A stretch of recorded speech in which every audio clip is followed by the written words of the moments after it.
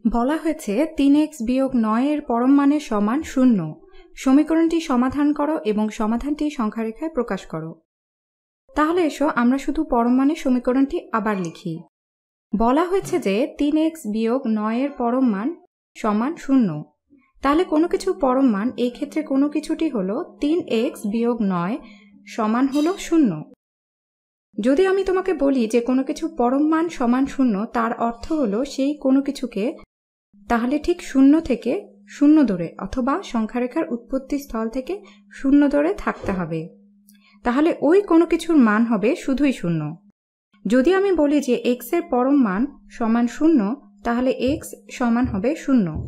এইটাই একমাত্র মান যার পরম মান 0 হবে। তাহলে যদি আমি বলি যে 3x বিয়োগ 9 এর পরম মান সমান 0, তাহলে আমরা জানি যে 3x বিয়োগ 9 কে 0 এর সমান হতে হবে এবং 0 এর ব্যাপারে এটি অনন্য যে এর পরম মান শুধুমাত্র 0 হবে। ধরো এখানে একটি 1 ছিল, তাহলে আমরা বলতে পারতাম যে এটা সমান ধনাত্মক বা ঋণাত্মক 1 হবে। কিন্তু যদি এখানে 0 হয় তাহলে এখানে শুধুই 0 হবে। তাহলে এই সমীকরণের সমাধান একদম সহজ। যদি আমরা বামপক্ষে শুধু 3x কে রাখতে চাই এবং 9 কে বাদ দিতে চাই, তাহলে আমরা সমীকরণে উভয় পক্ষে 9 যোগ করব। তো সমীকরণে উভয় পক্ষে 9 যোগ করি, এই 9 বাদ হয়ে গেল। বামপক্ষে শুধু থাকলো 3x এবং ডান পক্ষে থাকলো 9। এখন আমরা x এর মান নির্ণয় করতে চাই। তাহলে আমাদের 3 গুণ x আছে।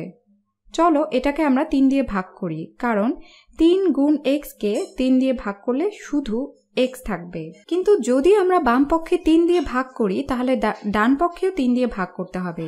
তাহলে আমাদের রইল x সমান হলো 9 ভাগ 3, যেটা হলো 3, এবং এইটাই আমাদের সমাধান। এখন আমরা পরীক্ষা করি, নিশ্চিত হওয়া যাক যে এটা ঠিক আছে। আমাদের মূল সমীকরণে ফিরে যেয়ে একে প্রতিস্থাপন করি।